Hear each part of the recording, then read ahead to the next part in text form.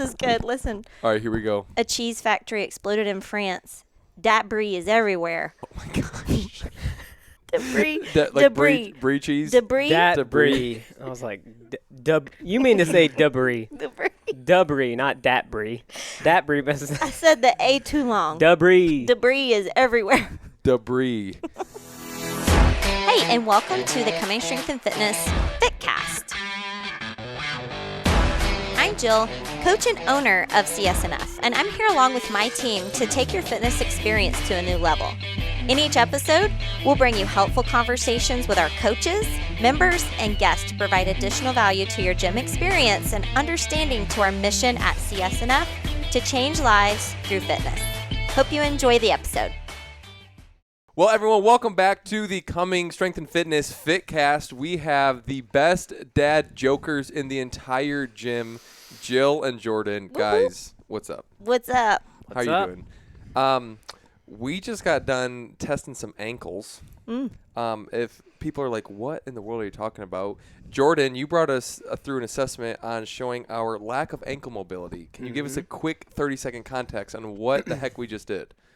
Basically, we just tested to see how to spot if people have limited ankle dorsiflexion and then how to assess that, measure it, and then give some mobility exercises to correct it if they have limited ankle mobility. And more specifically, Jill and I basically gave us homework because we had I was terrible pulled ankles. into the circle to use as an example of Terrible. ankle immobility. Yes. And Brent. And Coach Brent and Coach Alex. So if you have poor ankle mobility, please join the crew. If that interests you, reach out to your coach because we can definitely help you. That has nothing to do with what we're about to talk about, but I just want to kind of paint a picture. Guys, we're talking about programming. What do we even mean when we talk about programming? And Jordan, I'm going to kick us off to you. When we talk about programming, it's a little bit different than if you go to a normal One Life or if you get a personal trainer, if you go to Orange Theory, a bodybuilding. Obviously, CrossFit is very specific, and we as Coming Strength and Fitness are very specific in our programming. Kind of paint an overall picture when it comes to the idea of programming for us. The difference, I guess, between you walk into an LA Fitness or you walk into a standard Globo gym and you walk into a CrossFit gym is that you will see they have a workout of the day programmed for you. So they have usually a either group warm-up or specific warm-up. They have either a strength or skill session, and then they have a metabolic conditioning section. Maybe optionally at the end, they'll have like some mobility. So all of that is kind of programmed for you, and you don't really have to think about, okay, what am I going to do today?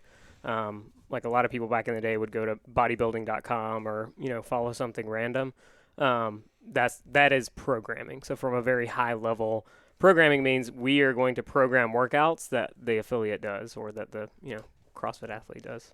And Jill, historically, so the gym has been open for over 8 years. There's been different waves and different phases of our programming for the gym. Can you kind of give us a little high-level picture on what it's looked like previously and kind of what it looks like now, which is obviously why we're looping Jordan in this conversation. So kind of paint us a picture there. Sure. So when we opened, there wasn't as many resources available as there are now. And when did this year is 2013. What? Okay, 2013. Is when we opened. So we kind of had to go off of what CrossFit would put out and based on what type of information that we had. Did a little combination of both. So actually our members got a little dose of our first 2 years of programming last week. For our anniversary, we always do Tribal Week. And so they got to taste that wonderful programming on a few workouts, which was awesome. And for someone who's listening who's like, wait, Tribal Week, old programming, what does that mean? Yeah. So basically what we do here at CSNF is after you have been here for a year, you enter the tribal group. And so we're just a big group. We're a group of a community, a tribe of people. And every year that you reach here at CSNF, you become a tribal leader for that year. So you have 1 year, 2 year, 3 year, all the way up to 8 year tribals, and you get a free shirt that indicates that tribal year for you every year. So, and so we celebrate that with the week leading into our anniversary party, which was last week. Gotcha. Yes. So that's a little context there. But going back to programming, so there weren't many resources out there. You guys were kind of like dipping your toes in a couple Yeah. different things. You followed external programming, but now we've kind of moved into in-house programming. Yes. Talk to us about that phase. So Hunter did the programming for the first couple years, and then we hopped on board a programming methodology that was tried and true. Why reinvent the wheel when someone else out there that is smarter than us was doing a very awesome job at it? So we followed other programming for about 5 years. And it was very linear, it was very predictable, and it worked for us for that time being. Shift back a little bit. Jordan came on board. He's now the head coach at CSNF, has been now for well over a year. And Jordan has a gift of programming, and it's awesome. And so we were like, a why blessing don't and we a curse. utilize that? It was time for a change anyway. I mean, we had already been doing this other programming for 5 years, so we were feeling the itch to do something different, to do something new. And with Jordan's skill set, we thought, why not now? Yeah. Jordan, do you consider yourself gifted in programming? This I don't is like know. a special honor. Does anyone consider themselves gifted? And Oh, I'm sure somebody does. Oh, Hey, okay. You should ask the community. Is Jordan gifted in programming? You're On probably- Weightlifting Wednesday? Yes, he Yes, is. yes, exactly. Is there a barbell in the workout? Yeah. Oh, he's gifted. On Death by 10K? Yeah. Maybe not. Yeah, death by 10 meters. Yeah. 10K would be. Oh, 10. Oh, my Cool. gosh. Sorry. Yeah. That would be miserable. So, Jordan, paint us a picture on what some different pieces you think about when you're programming. What's the overarching goal? I want you to also paint a picture on what GPP is, because when it comes to fitness and health and exercise, it's called, man, I literally just lost the word. What does GPP stand for? General physical preparedness. Thank you. General physical preparedness. I was like, general. But that is pretty much kind of like what we're aiming at. Give us the context on your approach to this when it comes to coming strength and fitness. Yeah, I mean, so when I got here, they followed one of the big box programming names out there. And a lot of, if you just take a step back from where does the programming come from, in general, there is CrossFit, like HQ, and how they teach it in the level 1, level 2, level 3. And then there are individual gyms, Invictus, CompTrain, Misfit, all of that have their particular brand and method of programming. Yes. And all of them have changed over the years. CrossFit HQs has changed. All of those programmings have changed because CrossFit in general is not a very old sport, right? So everyone's trying different things, and all of them are kind of evolving. I mean, like a good example was this year in the Open, and anybody that's been doing it for a while, dumbbells weren't even a big deal until 2017, right? They programmed them in the Open. Before that, it was barbells. So, like, there were not a lot of dumbbells, maybe kettlebells, right? I haven't And seen they- a kettlebell in the It's open never been in. ever. That's Yeah. crazy. I didn't even think about that. Yeah. Keep going. So there's there's CrossFit HQ, and their whole methodology is GPP, right? General Physical Preparedness, which basically just means it is a well-rounded, non-biased program. And then there are specific flavors, again, Invictus, CompTrain, Misfit, all of that people follow. And there are some other ones that have come from like CrossFit HQ staff, so like the Ham Plan and some other ones like that, that do GPP as well. But a lot of what the CrossFit community knows comes from competitive coaches and competitive athletes, right? So it's this interesting thing where CrossFit HQ was doing one thing, and then all of these gyms, CompTrain, Mayhem, Invictus were doing another thing. And so there seems to be a lot of blurred lines about what should an average gym goer that just wants to be fit be doing, right? That's good. Because That's everyone good. sees Rich Froning and they're like, should I be doing what Rich Froning is doing? Right. And I'm like, well, do you have 6 hours a day to work out? Can you sleep 10 hours a night? And are you going to the games? Can Right. someone prepare your meals for you, handle your business? Like there's a little bit of blurred lines between what all of those programs are offering, what CrossFit HQ recommends. So that's kind of like, if we take a big, gigantic step back, That's good. that's what the high levels were. And a lot of those specific ones have tracks now. And if you think about tracks, even tracks are a form of bias. So if Sure. they have a GPP bias, or if they have a strength bias, or if they have a conditioning, or if they have, some of them have like an open level bias, a fitness level bias, a performance level bias. They're all biasing something. And that's kind of like a big hierarchical, like two big ones, right? GPP, then all these competitive ones. Yes. And they've kind of branched out. If you think about like a tree, there was one big trunk, and Yep. then it just started splintering, and now there's hundreds of different, I've never styles heard of that. I've never heard programming. that analogy painted that way. I like that. There's kind of like one original one, but they're all different tracks of Yeah, I pretty mean- much the same goal. And I don't know how long ago you started CrossFit, but everyone back in the day followed .com, Yes. right? Everyone followed .com, which was we have one, maybe 2 strength days a week, or maybe one every 2 weeks, Yep. right? And the Yep. rest of them are metabolic conditioning workouts, which may combine gymnastics, weightlifting, and monostructural, but it's usually one workout a day. And a lot of what we see now, I don't want to get ahead of myself, is strength-biased programming. Right. Right. So with all that being said, Yeah.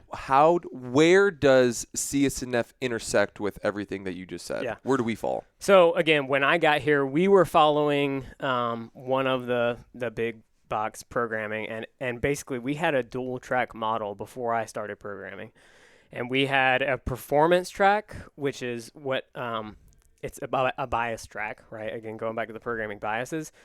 And then we had a fitness track, and that one, again, is a bias track. And basically, the athletes kind of can either choose, hey, I am a fitness athlete, I am a performance athlete, or some of the more advanced athletes will say, I'm going to do performance today, but fitness tomorrow. I don't feel great today. I'm going to do fitness. I feel like I really want to be challenged today. I'm going to do performance. But from a high level, typically, the biases for performance are more barbell, heavier weights, more advanced gymnastics, more, honestly, interference. So in other words, you may be doing shoulders 3 days in a row. Sure. Right? Sure. More volume in general, right? So if you look at total load lifted on a performance track, more in general, more complex lifts, right? Squat snatches, overhead squats, all of that. And more barbell, if I haven't said that already. Did I already say that? Probably. I should be taking notes. One of you should be taking You have notes. about 32 pages of notes in front of you. I'm totally not reading them. Jordan Anyway, is very prepared. performance is, I want to either do well in the open, or I want to be able to go to a local comp, and I want to be able to do everything at that Yes. local comp, right? Yes. So that may include bar muscle ups, ring muscle ups, Overhead handstand squats, push-ups, yeah. overhead squats, squat snatches, right? So the people following the performance track will see those movements, right? And those movements, you can be extremely fit and never do those movements. That's good. You do not have to do an overhead squat. Yeah. You do not have to do a handstand push-up, a ring muscle up, a handstand walk. They're not required at all. Wait, I want right? you to repeat what you just said, because that can be just skimmed over, but Yeah. it's so important that our members hear that. It's huge. You can be extremely fit and get Yes. a great workout and never do performance. Yeah, 100%. I mean, there are probably NFL guys that have never done those movements. That's a great point. But they're extremely fit, yes. right? If you're power cleaning 4 or 5. You are like, I don't not think anybody's gonna inferior or say- subpar if you do fitness. Like, they're Correct. two different tracks. Yes. Or if you never do a ring muscle up. Yes. Yes. Yes. So- That's great. Performance biases towards performing well in, I would say, the sport of CrossFit. That's right, good. Which requires all of that. Fitness biases health, fitness, and longevity a little Longevity. bit more, right? Yes. So fitness will see more dumbbells, more unilateral work, more kettlebells, right? Less intensity, especially on the shoulders, less overall volume, not as much kipping or no kipping at all, right? Pull-ups, handstand push-ups, that type of stuff, and more of a focus on strict movements, right? So fitness is more about staying healthy, staying fit, right? Performance is I want to push the envelope, I want to perform. And there's not one that's better than the other. There is They're not different. one. Yes. It's not inferior superior. Correct. They're different. They are different. And very, so like as an But athlete. here's the thing. Sorry to interrupt you.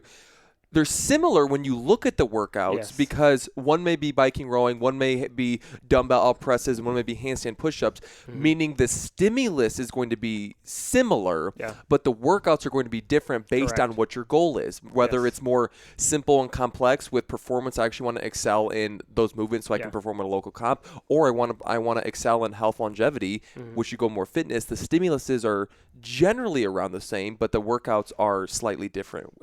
Is that fair? Yeah, correct. Okay. Yeah. Usually the stimulus is the same, or if not identical. Just the movements are changing. The total volume might change. They're usually the exact same time domain. So if it's a 9-minute AMRAP, it's a 9-minute AMRAP for performance and fitness, because we will have, the class, depending on which class you're at and what day of the week it is usually split, 60-40, 50-50, 70-30, somewhere in there of performance to fitness athletes, right?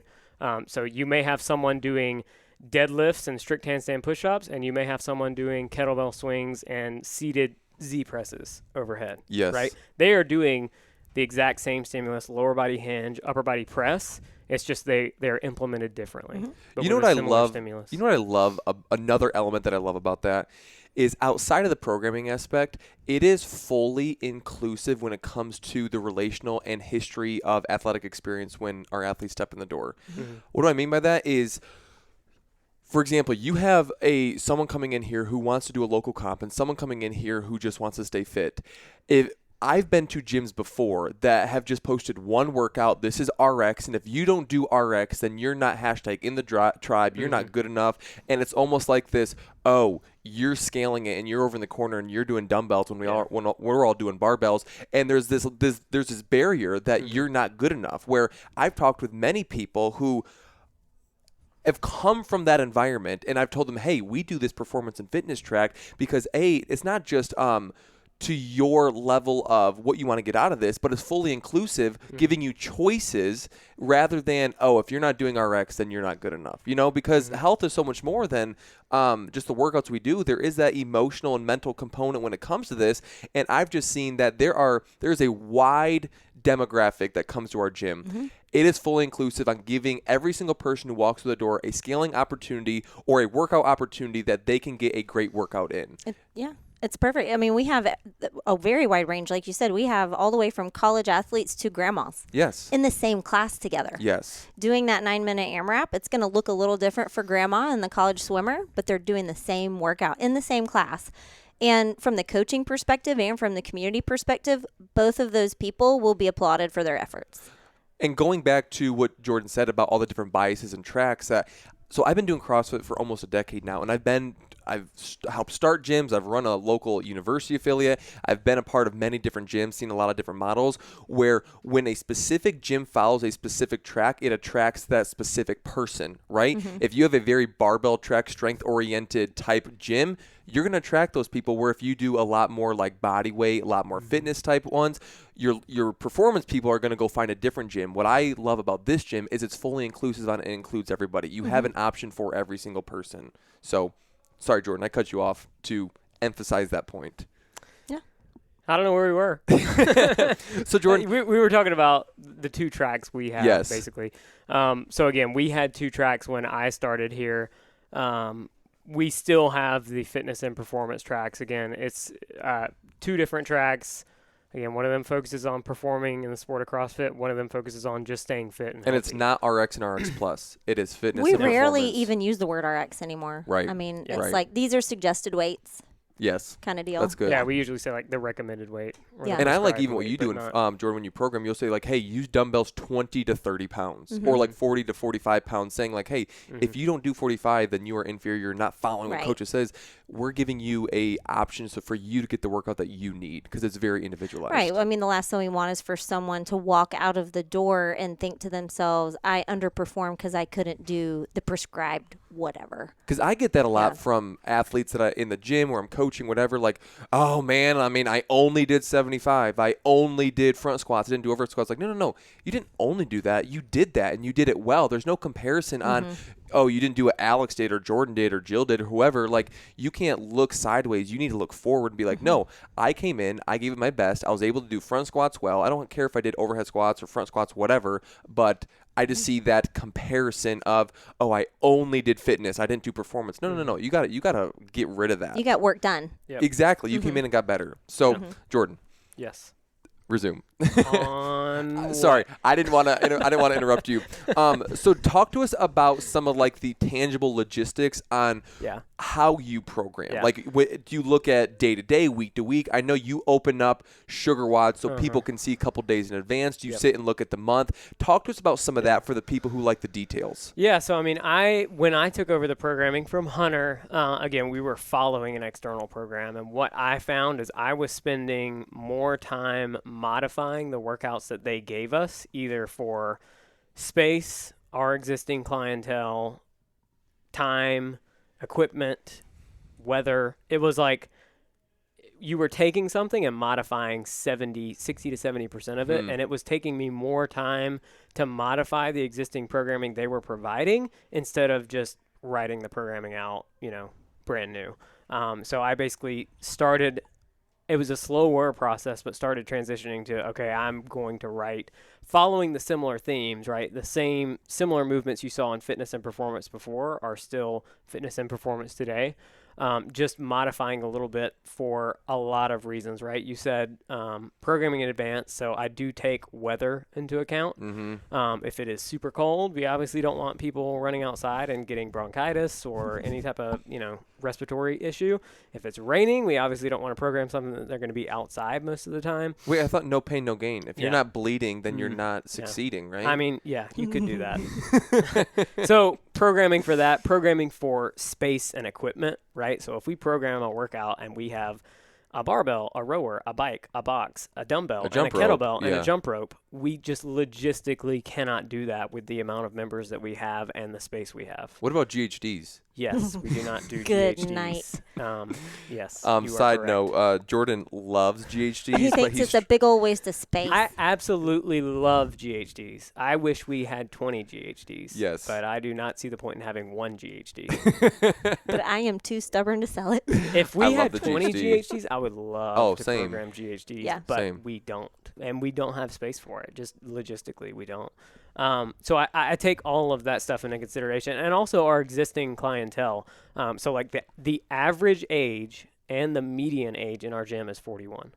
I didn't know that. Right? So you can look that up in Zen Planner. Oh, cool. The average and median age is 41. So if I were to program workouts for you and I, Alex, we are mid-20s. I'm 30 now. Oh, you just had a birthday. You can't consider yourself 20 anymore, Jordan. If I were to program workouts for 18 to 24-year-olds, what do you think would happen? Us 40-year-old people would be broke as a joke. Yes. They say, see ya. Correct. And if I were to program workouts for older, right, for 60s, 70s, like something like a Masters or Legends program, that would probably not be intense enough, That's right? good. So our average clientele is 41, right? That is the average and the median. And usually people that are 41, they're not professional athletes. They don't do this for a living. They probably have kids, former athletes of some type, probably have injuries, right? Existing injury. I mean, almost everyone has something. Knee, ankle, shoulder, hip, back, something, right? All the above. So a lot of gyms take the methodology of we're going to program for the best and scale the rest, which I hate. That would be, all right, who's the best athlete in the gym? We're going to write a workout for them, and only they can complete it, and everybody else scales. Yeah, and you guys I'm should not a fan try of to that. be like Alex because he's really fit. That's not true. That's not true. It's Leighton, by the way. Leighton. Try to be like Leighton. He's really fit. You guys suck. He's also 21. Yes. So Age is just a number, people. yeah, I mean, Jail is just a room. are we in Anyways. jail? Yes. Anyway, I take all that into consideration, and the fact that we are a biased gym. We are a strength biased gym, right? We do strength or some type of skill 3 to 5 days a week, and they have done that for how many years, Jill? All the years. All the years. 8 years. 8 of right? them. So whether or not I agree with strength-biased programming, whether or not it's the best for people or not, we are a strength-biased gym. Like, that is what we follow. And I am not as dogmatic about it as some people are. Some people are, in general, when you think about CrossFit, I like the analogy of, like, the three-headed monster. Have you heard of that? The strength, skills, and conditioning. Yes. Right? So strength would be all your power lifts, your deadlift, your back squat. Right. And your Olympic lifts, and then skills would be double unders and muscle ups and handstand walks and kipping, toes to bar. And then conditioning is just the ability, your motor, your engine. So your 5K row, your running, all of that.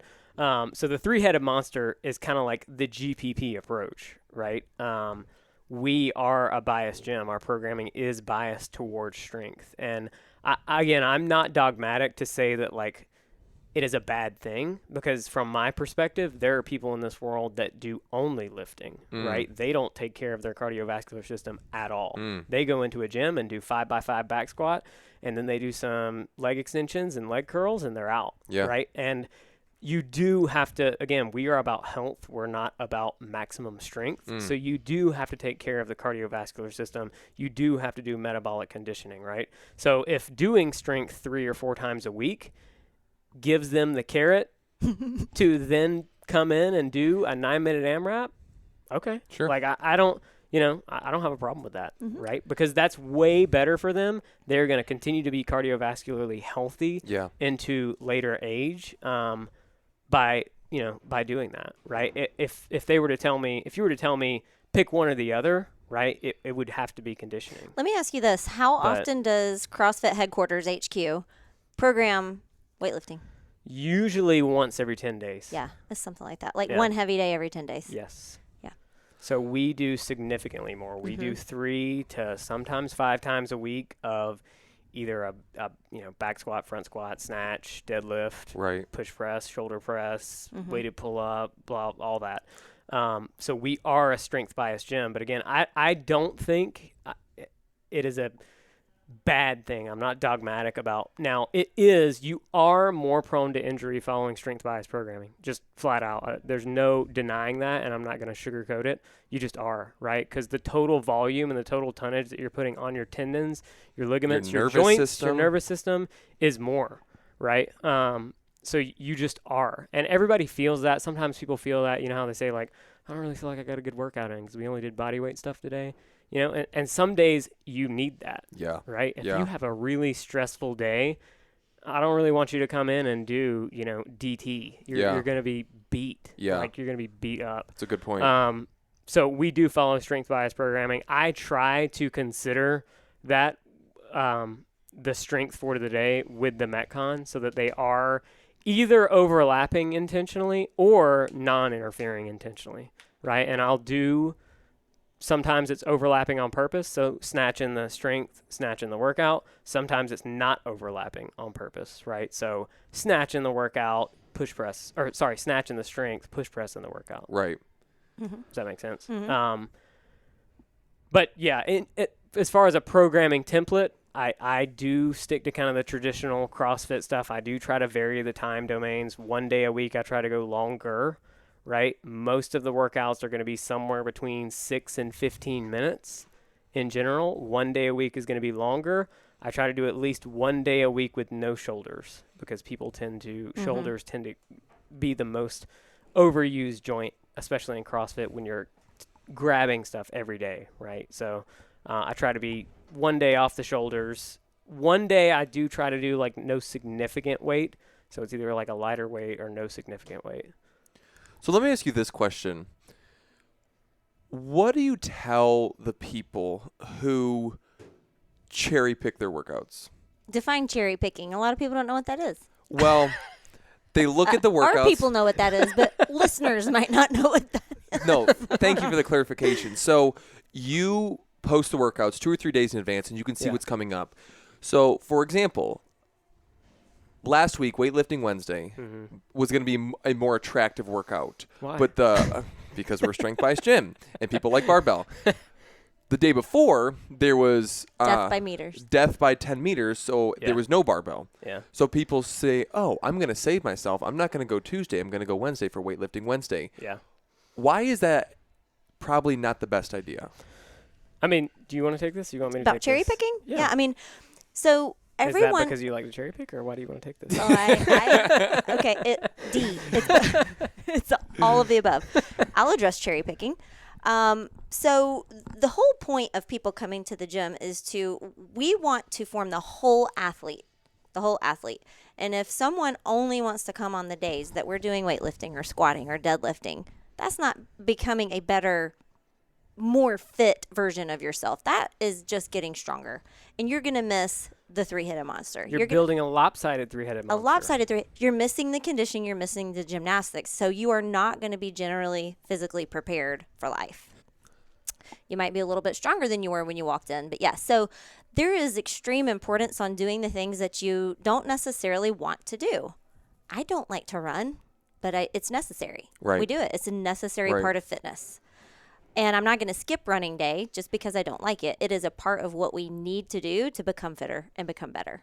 Unfortunately, it's a deficit in your health and fitness. Yes. Because what you're doing is you're only putting energy towards your strength, towards your preferences. Right. And that is literally the antithesis of health and fitness, Yes. of fitness, because fitness is all inclusive. It's broad, general, and inclusive, meaning you have all the slices of the pie. You have running, you have weightlifting, you have body weight, you have mobility, you have everything. But if you only hit 3 out of the 5 slices of pie, you have a deficit or gap in your fitness. And all Yes. you're doing is making that balance more unbalanced. Right. So if you actually want to come and get the most bang for your buck, you actually need to do the opposite. You need the variety. You You need need to the come on the variety. days you don't want to come. That's when Yeah. you actually not just push physically, but also mentally, because mentally, like, well, I don't prefer this workout. Well, that's the workout you need to come and get better at. Yeah. You know, Jordan? Yeah, I mean, so if you look at there's an analogy of if you look at the extreme specialists in all of those fields. So again, there's monostructural, which is like your conditioning movements, running, rowing, skiing, biking, jumping rope.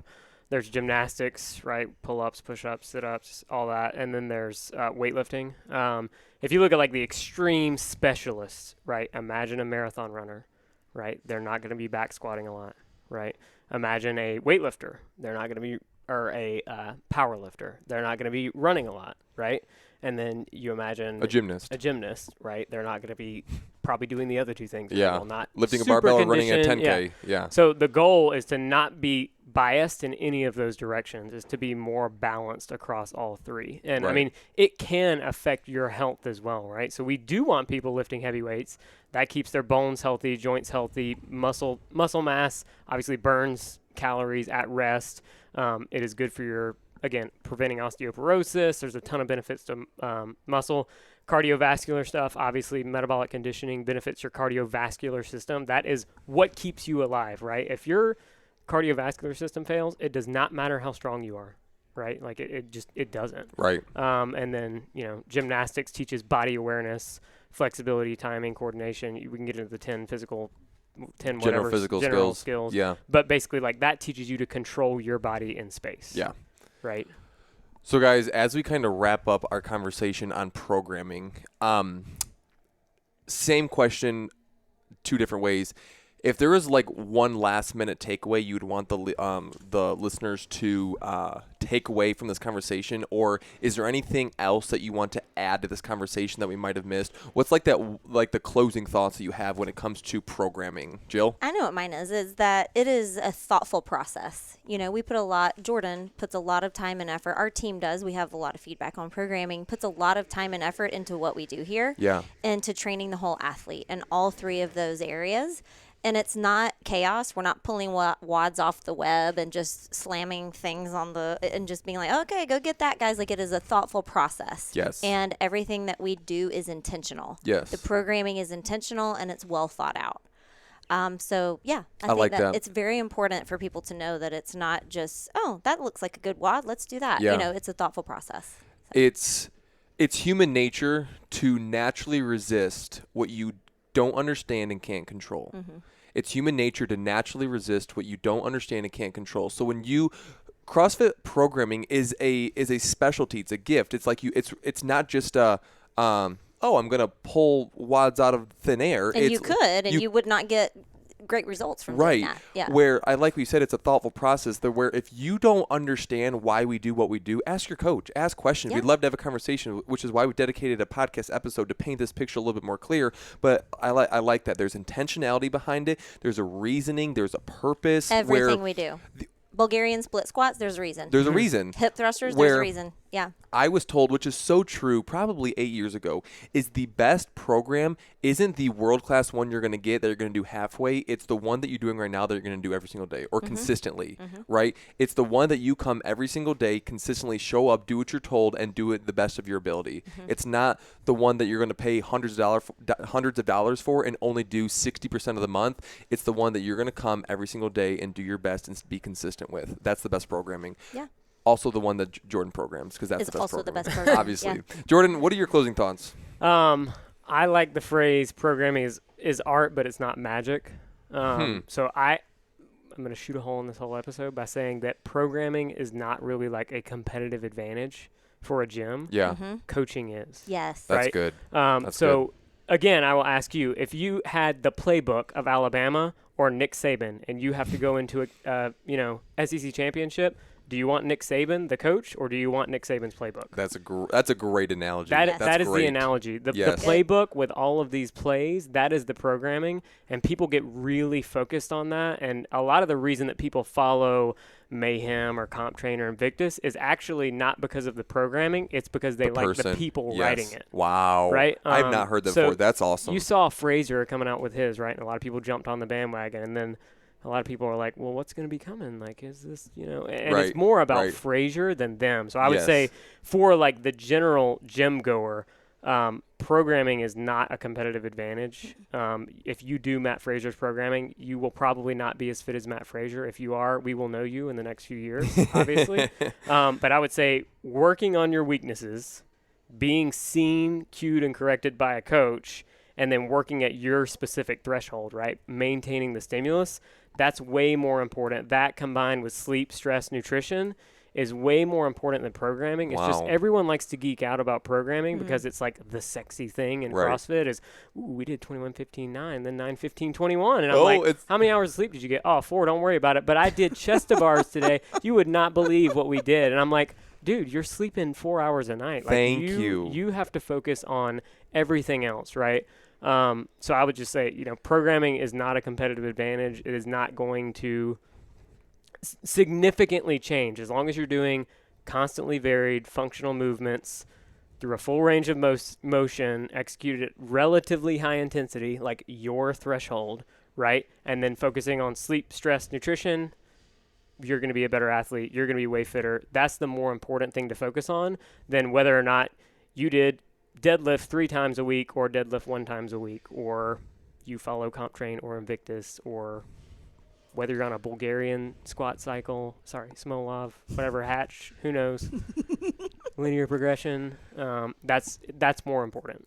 He nailed it. Jordan, if Wow. you were throwing darts right now, you hit a bullseye. Oh, man, with he the, sure with the did. closing thoughts. I've done all of it, honestly. Like yeah, I you're have speaking from done- experience. Yeah. I've done Catalyst programs, Windler Strongman programs, weightlifting programs, Invictus Misfit Comp Train, Mayhem, all of it, right? And honestly, I think if you talk to a lot of high-level athletes, they'll tell you it's not, the programming is not the magic. Right. That is not the Right. magic. It is all of the work that happens the other 23 hours a day, Yes. not the work that you're putting in that 1 hour a day. Yes, But 1,000%. it is a very convenient excuse for why you're not making progress. Yes, gosh, Man, he's bringing it. he is bringing the heat. He is preaching. He is laying down the law. Everyone listening, Coming Strength and Fitness, I hope you have gotten a peek, not behind the curtain, but a more full picture on what really goes into your experience at the gym, because you look at it as 60 minutes, I'm going to get out of breath, I'm going to get fit, and you go home. But there truly is so much thought and intentionality on how we can help you become the healthiest version of you, how you can be the fittest version of you. So, Jordan, thank you so much for explaining that, putting language behind that, painting that clear picture. Jill, thank you so much for your value and input in this conversation as well. Before we go, I probably have the most important question to close us off. Guys, there's this Without her phone. there's this I texted you guys this morning, and I hope our listeners will appreciate the value of a good dad joke. Because I sure do. If you could, it could be 1, 2, or 3, honestly, but I think it would be very much appropriate if we could just maybe share some of our favorite dad jokes. How many as are we sharing? You said jokes. That's plural. We could do 1, we could do 10, but just the best of the best. Okay. Jill, I'll kick us off to you. Okay, I'm going to bring my favorite. What was the last thing that went through the fly's head when he hit the windshield? I don't know what. His butt.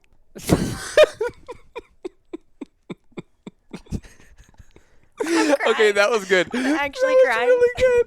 Do you have one? Oh, yeah. You ever watch those YouTube videos when they like do the dad jokes and they try not to laugh? Yes. I would lose the first one. Why did a man fall in a well? He couldn't see that well. I'm going to start snorting in a second. I don't want to Do it. scream into the microphone, but I just want to laugh. Sick content. Do it. Oh my gosh. Sick content. Subscribe. Hit that subscribe All right. button. Jordan. What do you call a dog in a submarine? I don't know what. A subwoofer. Oh my gosh. I'm glad I know what a subwoofer is. You don't know what a subwoofer No, I is? do. I do, Oh. but I wonder if some people don't. Subwoofer. That's funny. Subwoofer, like the monitor speaker things, like that play really low frequencies, right? Yeah. Jill, I know you have at least 1 or 2 more. I got one. Come on. I ordered a chicken and an egg from Amazon. I'll let you know. Oh my gosh. Prime. It's gonna take a minute or 2, but once It people took get me that, a minute or two, they're and like, then wait I a was minute, like, what? Oh. I had a couple more, but I gotta find them. Jordan. Oh, I don't have another one. I only came prepared with one. "What's brown and sticky?" A stick. How did you? You're not supposed to answer it. Because I You're just read supposed that to make one. me look funny. Oh, that's hilarious. You just sorry. read it? Are you Googling? I had a couple, then I lost them, so I just Googled some dad jokes. All right, does anyone have a banger to close us? Or we probably already lost all the listeners by now, but if you are still tuning in at this point, you are a faithful follower of the Fitcast, and we appreciate you. Jill, I know you have one more. Come on. Got a lot. Why do melons have weddings? Why? Because they can't elope. Oh, Jordan's over here just like, oh my gosh, That when is was this great. episode? When is this episode over? I'm just gonna end us here before we drown, guys. Okay. Thank you. That was worth the time, Jordan. Thank you for your knowledge, Jill. Thank you for your dad jokes. And actually, to piggyback off of what Jordan said, with his closing thought is, it's not the programming, but more the coaching. It's the coaching. And we're actually going to have a conversation about that. So stay tuned in the next 2 to 4 weeks because we're going to be talking all things layup. coaching, layup. So. Coming Strength and Fitness, thank you for tuning in. If you could, either like, follow, share this, and we will see you in the gym, and we'll see you on another episode. Jordan, Jill, thank you guys. Thank you for joining us today, friends. We hope you enjoyed this conversation and gained a greater understanding of the mission and vision of the CSNF community. Check us out on Facebook and Instagram under Coming Strength and Fitness, or hit us up on comingstrengthandfitness.com. See you next time.